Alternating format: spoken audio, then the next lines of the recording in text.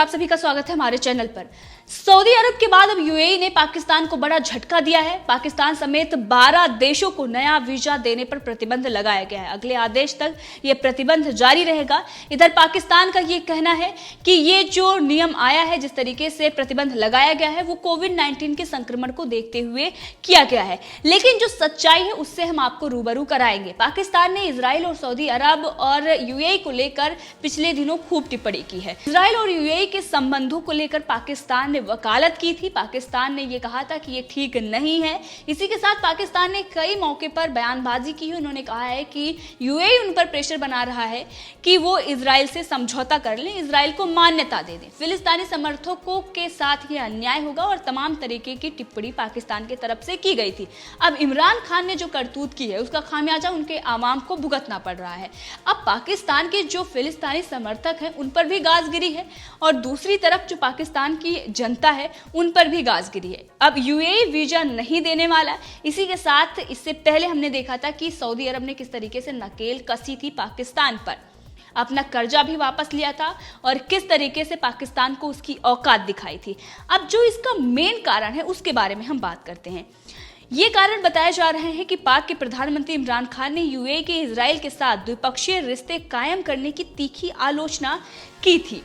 इससे यूएई काफी नाराज है। यही कारण है कि पाकिस्तानियों को वीजा देने में आनाकानी शुरू कर दी गई है। इसके साथ ही पाकिस्तानियों के सर पर यूएई से भगाए जाने का भी खतरा मंडरा रहा है। एक रिपोर्ट हमारे सामने है और इस रिपोर्ट के अनुसार यूएई में फिलिस्तीनी समर्थक पाकिस्तानी एक्टिविस्टों को गिरफ्तार किया जा रहा है। इसके अलावा कानून प्रवर्तन एजेंसियों ने यूएई में रह रहे आम पाकिस्तानी नागरिकों के प्रति अतिरिक्त सख्ती बरतनी शुरू कर दी है और उन्हें छोटे छोटे जुर्म के लिए भी गिरफ्तार कर जेल। अनुमान के मुताबिक यूएई की अल सुहैन जेल में करीब 5000 से ज्यादा पाकिस्तानी बंद हैं। बताया जा रहा है कि पाकिस्तानी डरे हुए हैं और यूएई से डिपोर्ट किए जाने का डर भी सता रहा है। इससे पहले हमने देखा कि किस तरीके से सऊदी ने सख्त रुख अपनाया था, लेकिन उसके बाद भी पाकिस्तान थमने का नाम नहीं ले रहा है। फ्रांस में जो घटना हुई उसको लेकर आपने देखा किस तरीके से टिप्पणी पाकिस्तान कर रहा है। वहां पर जो गृह युद्ध शुरू हो गया है, आपस में सेना और जो उनके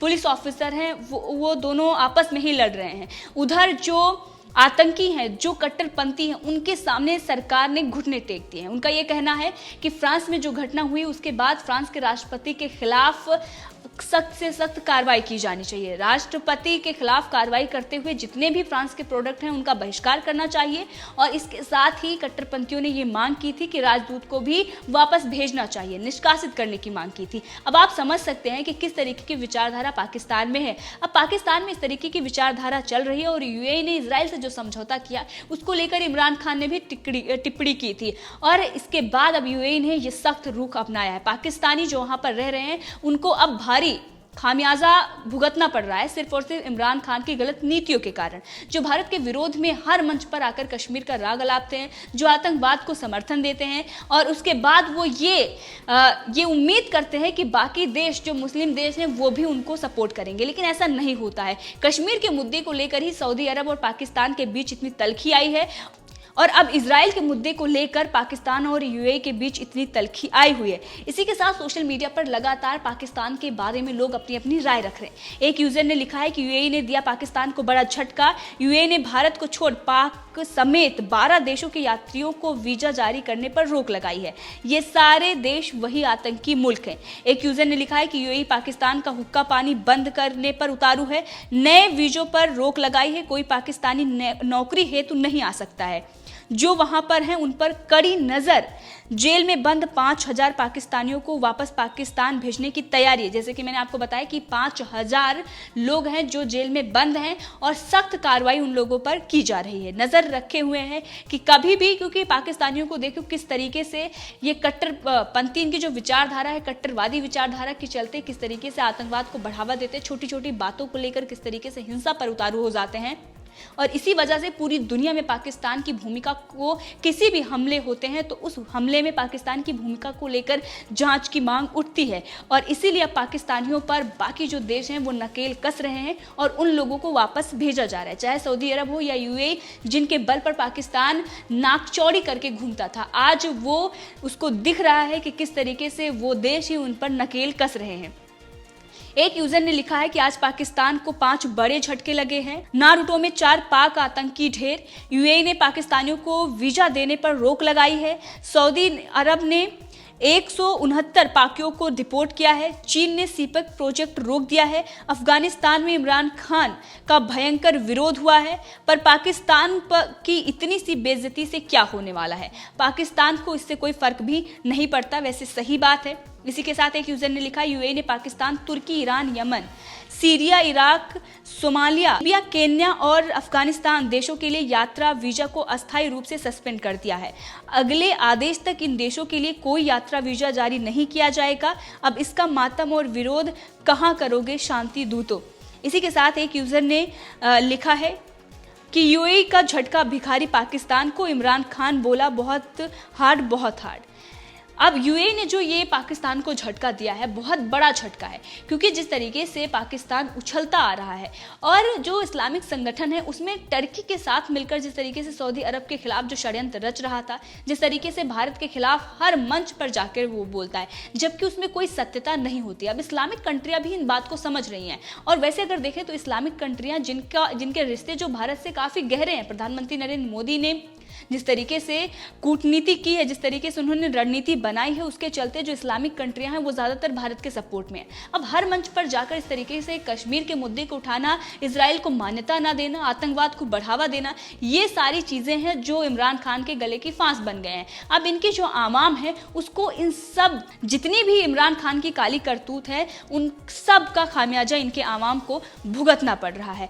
इसी के साथ आपको बता दें कि इमरान खान ने जिस तरीके से आलोचना की थी पाकिस्तान ने इजराइल और सऊदी अरब और इसके साथ ही यूएई को लेकर पिछले दिनों जो कुछ भी बोला है, अब उसी का खामियाजा पाकिस्तान भुगत रहा है। इसी के साथ आपको बता दें कि अबू धाबी में पाकिस्तानी राजदूत गुलाम दस्तीर ने हाल में ही इस संबंध में संयुक्त अरब अमीरात के सत्तारूढ़ सरकार के वरिष्ठ नेताओं से मुलाकात की थी। दिलचस्प बात यह है कि पाकिस्तान और यूएई के रिश्तों में आई खटास की भले ही एक वजह इमरान खान की टिप्पणी हो सकती है, मगर बीते कुछ समय से यूएई के कुछ कदमों से भी खटास के संकेत मिलते हैं। कुछ लोगों का मानना है कि पाकिस्तान और संयुक्त अरब अमीरात के बीच कड़वे होते रिश्ते के संकेत कंधार में 2017 के हमले की जांच के निष्कर्षों से मिलता है, जिसमें यूएई के 5 राजनयिकों की मृत्यु हो गई थी। पहले उदाहरण का जिक्र करने वाले लोगों ने कहा है कि संयुक्त अरब अमीरात के जांचकर्ताओं ने निष्कर्ष निकाला है कि हक्कानी नेटवर्क इस हमले के पीछे था और पाकिस्तान की शक्तिशाली जासूस एजेंसी इंटर सर्विसेज इंटेलिजेंस भी सीधे इसमें शामिल था। हालांकि उस वक्त इस्लामाबाद ने अपनी त्वरित प्रतिक्रिया में हमले के लिए ईरान को दोषी ठहराया था, लेकिन संयुक्त अरब अमीरात अब इस बात को समझ रहा है और उसको साफ दिखाई दे रहा है कि आतंकवाद को किस तरीके से पाकिस्तान बढ़ावा देता है, और इसीलिए पाकिस्तानियों पर कार्रवाई की जा रही है। उन लोगों पर कड़ी नजर रखी जा रही है, उनको छोटी से छोटी बात के लिए जेल में डाला जा रहा है, उनको वापस भेजने की तैयारी भी चल रही है। अब इस पूरे मामले में जो लोग परिचित हैं उन लोगों का क्या कहना है, इस पर हम नजर डालते हैं। उन लोगों का ये कहना है कि यूएई के पाकिस्तान के साथ संबंधों में घटनाक्रम को पाकिस्तान के साथ सऊदी अरब के संबंधों के संदर्भ में भी देखा जाना चाहिए। भारत के साथ अपने संबंधों से जुड़े मुद्दों में पश्चिम एशियाई देशों को शामिल करने के इस्लामाबाद के प्रयास दोनों देश सऊदी अरब और संयुक्त अरब अमीरात में अच्छे नहीं रहे। दरअसल पाकिस्तान हमेशा चाहता है कि ये दोनों देश भारत के खिलाफ उनका खुलकर साथ दें। यही वजह है कि कश्मीर मुद्दे पर इस्लामिक देशों के संगठन ओआईसी की बैठक बुलाने में सऊदी अरब का समर्थन नहीं मिलने पर पाकिस्तान के विदेश मंत्री शाह महमूद कुरैशी की बौखलाहट सामने आई थी। पाक विदेश मंत्री कुरैशी ने सऊदी अरब के नेतृत्व वाले इस्लामिक सहयोग संगठन यानी ओआईसी बैठक आयोजित नहीं करने को लेकर धमकाया था और सऊदी अरब की आलोचना भी की थी। इतना ही नहीं, कुरैशी ने मुस्लिम देशों के इस संगठन को तोड़ने की धमकी भी दी थी। उन्होंने टर्की के साथ मिलकर एक षड्यंत्र भी रचा था और सऊदी अरब को पद से हटाने की यानी कि अध्यक्ष के पद से हटाने की भी एक साजिश रची थी, जिसकी भनक और सऊदी अरब को लगी और उसके बाद क्या खामियाजा पाकिस्तान को भुगतना पड़ा। तो अब जिस तरीके से ये पूरी चीज़ें सामने आ रही हैं, इसमें भारत का बहुत ही अहम रोल है। अब भारत की जो कूटनीति है, भारत की जो रणनीति है, मुस्लिम देश भारत के साथ है। अब पाकिस्तान इस बात को लेकर बौखलाया हुआ है कि सालों से जिनके बल पर हम नाचते आए हैं वो तो हमारा समर्थन कर नहीं रहे। हर अंतर्राष्ट्रीय मंच पर हम कश्मीर का मुद्दा उठाते हैं जो कोई मुद्दा है ही नहीं। पाकिस्तान सिर्फ और सिर्फ झूठी राग अलापता है, इसमें कोई भी मुद्दा नहीं है। पाकिस्तान को चिंता इस बात की है कि पीओके को किस तरीके से वो रखे, किस तरीके से वो मुजफ्फराबाद को बचाए, इस बात के लिए वो टेंशन में है। दूसरी तरफ प्रधानमंत्री नरेंद्र मोदी को लेकर जिस तरीके से वो बयानबाजी करते हैं, उनका ये कहना है कि इससे पहले कोई भी गवर्नमेंट नहीं आई थी जो इतनी एंटी पाक हो, ये पहली गवर्नमेंट है जो एंटी पाक है। अब सिर्फ भारत ही नहीं बल्कि वो देश भी पाकिस्तान पर लगाम कस रहे हैं जो नहीं चाहते कि आतंकवाद को बढ़ावा दिया जाए, जो नहीं चाहते कि पाकिस्तान अपने मंसूबों में कामयाब हो। कहीं भी हमला होता है, अभी आपने देखा फ्रांस ने मांग की कि जो हमले हो रहे हैं उसमें पाकिस्तान की भूमिका की जांच करनी चाहिए, और अब सामने आ गया कि जिस तरीके से संयुक्त अरब अमीरात के राजनयिक मारे गए उसमें भी पाकिस्तान का हाथ था। तो अब पाकिस्तान पूरी दुनिया में बेनकाब हो गया है। पुलवामा अटैक को लेकर जिस तरीके से पाकिस्तान ने बयानबाजी की थी वो भी सबके सामने आ गई है। उनके मंत्री ने खुद कबूल किया कि पुलवामा इमरान खान ने किया था और वो छाती पीट कर ये कह रहे थे कि बहुत बड़ी कामयाबी थी। तो अब पाकिस्तान ब्लैक लिस्ट होगा। जो देश लगातार पाकिस्तान का बहिष्कार कर रहे हैं और वीजा नहीं दे रहे हैं, किस तरीके से डिपोर्ट किया जा रहा है, तो इस सब का असर अब दिखने वाला है और जल्द ही पाकिस्तान ब्लैक लिस्ट होने वाला है। तो भारत के खिलाफ साजिश रचने वाले के खिलाफ साजिश बड़ी बड़ी साजिश हो जाती है। तो पाकिस्तान इस बात को अब समझ रहा है। तो इस पूरे मामले में आपकी क्या राय है कमेंट करके जरूर बताएं। इसी के साथ अगर आपने अभी तक चैनल को सब्सक्राइब नहीं किया है तो कर लें ताकि हर अपडेट आप तक पहुंचती रहे। धन्यवाद।